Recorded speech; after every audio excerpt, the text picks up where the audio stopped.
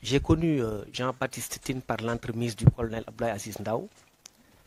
que j'ai eu l'honneur de défendre lorsqu'il était en arrêt de forteresse. On a discuté et il m'a parlé du général Jean-Baptiste Tine. Mais lorsque je l'ai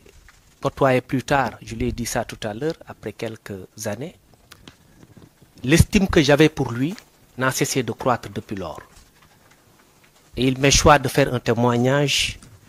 vrai et objectif sur cette personne-là que je considère comme étant un monument dans ce pays, une référence pour nous qui sommes de la jeune génération. Nous continuerons à apprendre de lui. Et je lui ai dit ça tout à l'heure. Je vais devoir vous acculer tout le temps en prenant conseil auprès de vous. Parce que je sais que de vous jaillira la lumière.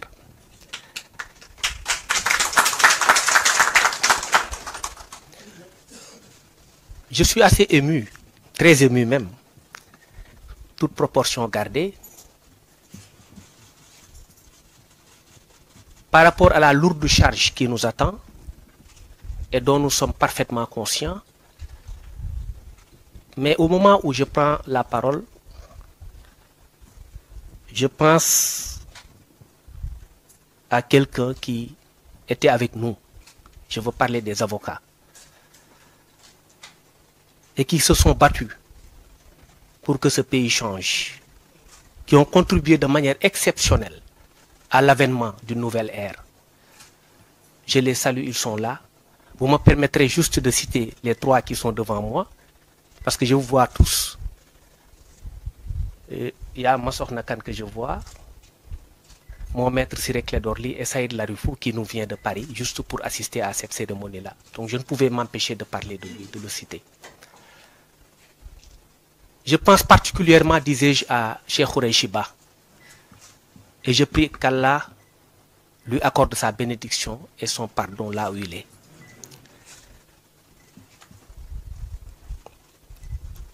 Mon général Jean-Baptiste Tine,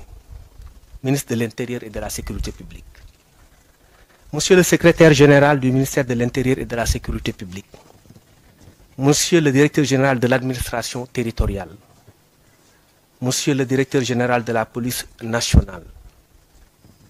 Mon général au commandant de la gendarmerie nationale, directeur de la justice militaire. Mon général, commandant la brigade nationale des sapeurs-pompiers. Monsieur le directeur général des élections. Monsieur le directeur général de l'agence d'assistance à la sécurité de proximité. Mesdames, Messieurs les directeurs nationaux, chefs de service et personnels du ministère de l'Intérieur et de la Sécurité publique. Mesdames, Messieurs, chers invités, en vos rangs, titres, grades et qualités. C'est avec humilité, un sens élevé du devoir et une conscience aiguë des responsabilités qui m'incombent que je prends aujourd'hui mes fonctions de ministre de l'Intérieur et de la Sécurité publique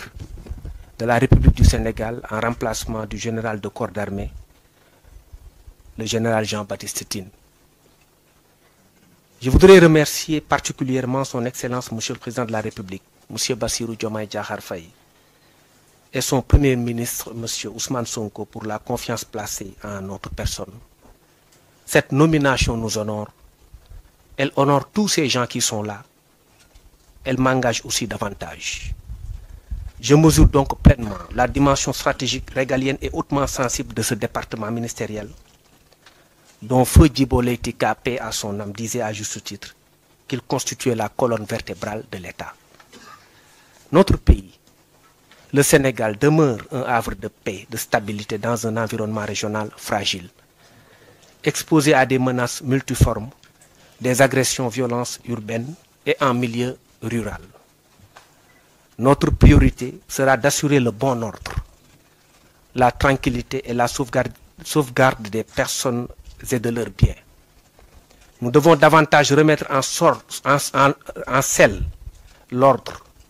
le civisme entre autres, la salubrité et la tranquillité publique. Je le dis avec toute la gravité qui sied.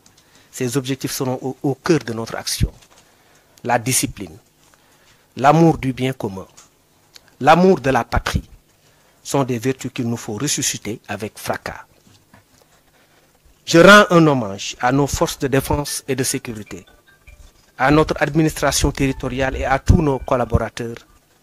et partenaires. Je leur renouvelle toute mon affection et les rassure qu'ils trouveront en nous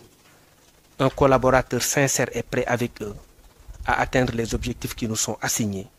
le tout sous la haute direction du président de la République et de son Premier ministre. Il nous faut une doctrine du service public et non de la puissance publique.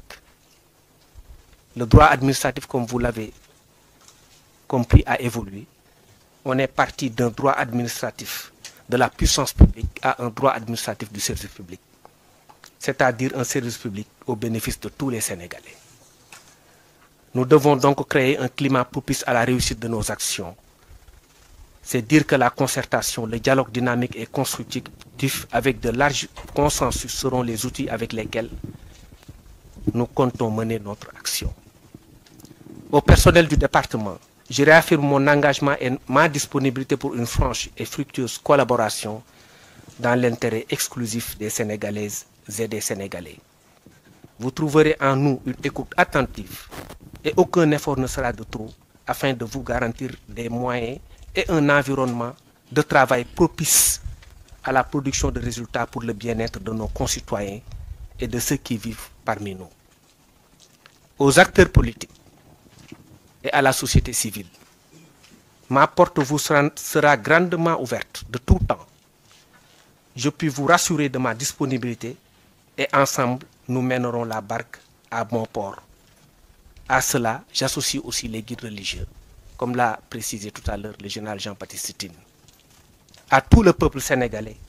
nous serons à votre service. Je vous remercie.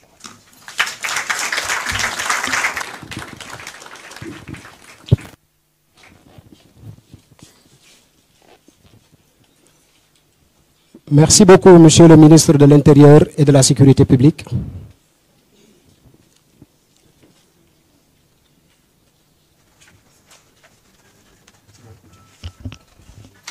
jërëjëf li ma wax ci nasaraan léegi ma ne ma wax ko ci wolof laa nàmp waaye nag xam nga nasaraan ak wolof moom am na yu bari yoo xam ne dañ ciy wute naa jéem nag dégg naa wolof nag tuuti bu baax sax d'ailleurs parce que waalo laa damay tënk rek di gërëm général Jean-Baptiste Tine ci wax ji mu wax ju rafet ji mu wax te di ko feddali suñu cofeel ak suñu respect maanaam cër biñ ko jox dama newoon léegi dama jóge ci benn cercle dugg ci beneen parce que nag loolu sama naataangoo yi avocat yi nekk sama wet laa koy wax léegi fonctionnaire la pour un temps loo xam ne musuma ko bëgg parce que man dama mës a bëgg liberté bëgg indépendance donc moom ñoom fi mu ne nii dama leen sax ñee booy xool ñoom ñoo ma gën a nekk à l'aise léegi man damay jot ay ordre donc maa ngi nuyu ñi fi nekk di commencer par ma soxna kan ak sama maître Ciré Clédor ak Saïd Larifou bi nga xam ne dafa jóge ba bitim réew pour ñëw assister réunion bi maa ngi ci dolli également Demba Ciré Bàcce li nga xam ne depuis loolu def na liggéey bu mucc ayib maa ngi ko doon wax léegi EG moom laa def sama directeur de cabinet provisoirement day dellu nag ma jël beneen waaye moom fi mu nekk ni ñaari fan yëpp moo nekk sama directeur de cabinet maa ngi gërëm di sant également monsieur le président de la République son excellence monsieur Bassirou Diomaye Diakhar Faye di sant di gërëm également monsieur Ousmane Sonko premier ministre du Sénégal kilifa yi fi toog yëpp également maa ngi leen di sant di leen gërëm te di leen feddali sama kóllëre ak sama intention maanaam sama yéene ngir liggéey ak ñoom ci liggéey bu rafet pour sénégalais yëpp yëg ci gis ci seen bopp ñu ànd ñun ñëpp defar réew mi parce que réew mi ñun ñoo ko bokk parce que ñun ñëpp que muy ci ñun wala ci ñeneen jàpp nañ ni ñu fi dëkk ñëpp bëgg nañ réew mi baax donc réew buy baax aussi dafa am ay jéego yoo xam ne foog ñu teg ko foog ñu defar lu bari foog ñu defar yenn mbir yi defar un peu ordre bi defaraat li ñu naan civisme mooy nga xam sa réew li mu laaj nga jox ko parce que réew buy développé dafa am ay indices mooy ñi fa dëkk ci seen bopp ñooy jël seen maanaam dund jébbal ko réew mi dafa jot ci ñu ne par exemple man ni ma jàppee sama bouteille bii ma moom mu nekk sama yëfi bopp noonu laa jàppee mbedd bi mu nekk sama yëfi bopp maanaam dootuñu wax ni mbedd bi mbeddu buur la mais dañ naan mbedd bi sama mbedd la ñu bokk ñu ñëpp liggéey ñu retourner à des valeurs dellu ci li nga xamante ni mën nañu indil également sécurité ci réew mi di saluer li général Jean-Baptiste Tine def ci liggéeyam wax naa ko léegi maa ngi fàttaliku fi ma xamanteeg moom bien avant lii ci sama métier avocat grâce au colonel Abdoulaye Aziz Ndaw bi ma doon défendre boobu dañ ko téye woon ci arrêt de forteresse ci la ma présenté général Jean-Baptiste Tine depuis lors may jàng ci moom bi mu nekkee ministre de l'intérieur ma woo ko félicité ko ci sama liggéey également dañ ci doon waxtaan lu bari mu nekk sama xarit nekk sama frère wax naa ko léegi ne ko mën nañ ne sax sama waajur nga donc ñun ay ndaw lañ dañu jàpp ni rek mën nañ indi suñu contribution pour développer réew mi à notre manière donc maa ngi leen di gërëm di leen sant li ma wax ci nasaraan léegi ma ne ma wax ko ci wolof laa nàmp waaye nag xam nga nasaraan ak wolof moom am na yu bari yoo xam ne dañ ciy wute naa jéem nag dégg naa wolof nag tuuti bu baax sax d'ailleurs parce que waalo laa damay tënk rek di gërëm général Jean-Baptiste Tine ci wax ji mu wax ju rafet ji mu wax te di ko feddali suñu cofeel ak suñu respect maanaam cër biñ ko jox dama newoon léegi dama jóge ci benn cercle dugg ci beneen parce que nag loolu sama naatangoo yi avocat yi nekk sama wet laa koy wax léegi fonctionnaire la pour un temps loo xam ne musuma ko bëgg parce que man dama mës a bëgg a liberté bëgg a indépendance donc moom ñoom fi mu ne nii dama leen sax ñee booy xool ñoom ñoo ma gën a nekk à l'aise léegi man damay jot ay ordre donc maa ngi nuyu ñi fi nekk di commencer par ma soxna kan ak sama maître Ciré Clédor ak Saïd Larifou bi nga xam ne dafa jóge ba bitim réew pour ñëw assister réunion bi maa ngi ci dolli également Demba Ciré Bàcce li nga xam ne depuis lors def na liggéey bu mucc ayib maa ngi ko doon wax léegi EG moom laa def sama directeur de cabinet provisoirement day dellu nag ma jël beneen waaye moom fi mu nekk ni ñaari fan yëpp moo nekk sama directeur de cabinet maa ngi gërëm di sant également monsieur le président de la république son excellence monsieur Bassirou Diomaye Diakhar Faye di sant di gërëm également monsieur Ousmane Sonko premier ministre du Sénégal kilifa yi fi toog yëpp également maa ngi leen di sant di leen gërëm te di leen feddali sama kóllëre ak sama intention maanaam sama yéene ngir liggéey ak ñoom ci liggéey bu rafet pour sénégalais yëpp gis ci seen bopp ñu ànd ñun ñëpp defar réew mi parce que réew mi ñun ñoo ko bokk parce que ñun ñëpp que muy ci ñun wala ci ñeneen jàpp nañ ni ñu fi dëkk ñëpp bëgg nañ réew mi baax donc réew buy baax aussi dafa am ay jéego yoo xam ne foog ñu teg ko foog ñu defar lu bari foog ñu defar yenn mbir yi defar un peu ordre bi defaraat li ñu naan civisme mooy nga xam sa réew li mu laaj nga jox ko parce que réew buy développé dafa am ay indices mooy ñi fa dëkk ci seen bopp ñooy jël seen maanaam dund jébbal ko réew mi dafa jot ci ñu ne par exemple man ni ma jàppee sama bouteille bii ma moom mu nekk sama yëfi bopp noonu laa jàppee mbedd bi mu nekk sama yëfi bopp maanaam dootuñu wax ni mbedd bi mbeddu buur la mais dañ naan mbedd bi sama mbedd la ñu bokk ñu ñëpp liggéey ñu retourner à des valeurs dellu ci li nga xamante ni mën nañu indil également sécurité ci réew mi di saluer li général Jean-Baptiste Tine def ci liggéeyam wax naa ko léegi maa ngi fàttaliku fi ma xamanteeg moom bien avant lii ci sama métier avocat grâce au colonel Abdoulaye Aziz Ndaw bi ma doon défendre boobu dañ ko téye woon ci arrêt de forteresse ci la ma présenté général Jean-Baptiste Tine depuis lors may jàng ci moom bi mu nekkee ministre de l'intérieur ma woo ko félicité ko ci sama liggéey également dañ ci doon waxtaan lu bari mu nekk sama xarit nekk sama frère wax naa ko léegi ne ko mën nañ ne sax sama waajur nga donc ñun ay ndaw lañ dañu jàpp ni rek mën nañ indi suñu contribution pour développer réew mi à notre manière donc maa ngi leen di gërëm di leen sant ci déglu bi di également dalal xelu ñi nga xamante ni ñooy kujj gi société civile bi que saa yu ma bëggee gis samay bunt ubbi naa ko pour ñëpp ñuy waxtaan parce que réew dañ koy pencoo réew dañ koy waxtaanee di sant di gërëm également kilifa diine ak kilifa aada yi maa ngi leen di gërëm di leen sant jërëjëf.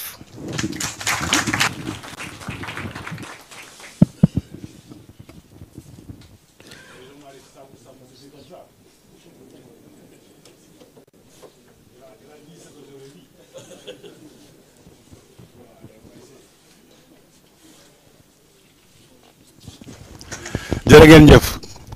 kaddu gi du weesu ay kaddu cant ak ngërëm ci seen tawaay yéen d'abord yi ñëw teewee cérémonie bi waaye aussi ay kaddu ngërëm ci njiitu réew mi ak njiitu jawriñ yi ngërëm aussi ñi doon liggéey ak man diiru at ak genn wàll fii ci ministère de l'intérieur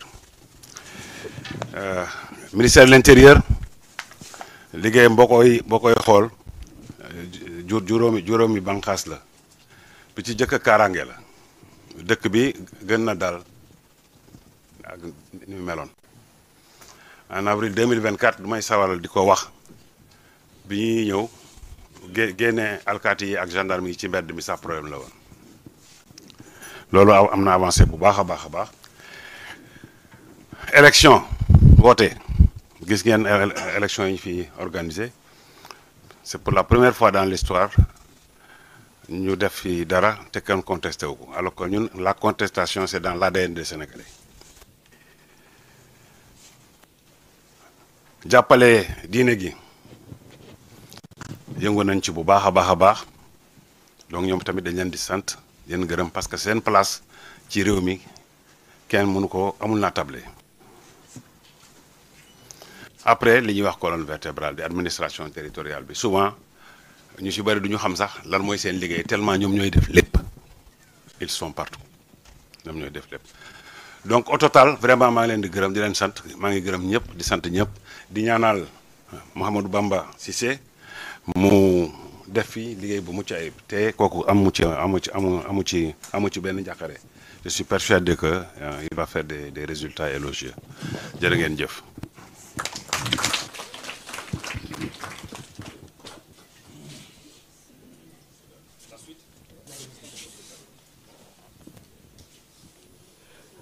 Merci beaucoup, Monsieur le ministre de l'Intérieur et de la Sécurité publique. À titre individuel, j'ai un petit dilemme. Je ne sais pas si je dois poursuivre en français ou yeggali mbir mi ci wolof. Alors, ceci pour dire merci beaucoup au ministre de l'Intérieur et de la Sécurité publique pour ce discours tamponné de sagesse et d'humilité, qui remercie le président de la République pour la confiance, mais qui également remercie les pairs avocats ici présents et surtout le ministre de l'Intérieur sortant, mais également qui appelle toutes les parties prenantes à travailler de concert pour servir ensemble la nation sénégalaise. Monsieur le ministre de l'Intérieur, merci beaucoup pour ce message. Vous avez associé le ministre sortant à un symbole. Et voilà un sentiment qui a été partagé par l'ensemble de ses collaborateurs, qui souhaiteraient également marquer le coup par la remise d'un certain nombre de cadeaux ici devant toute l'Assemblée. Alors nous inviterons en tout premier lieu Monsieur le secrétaire général du ministère de l'Intérieur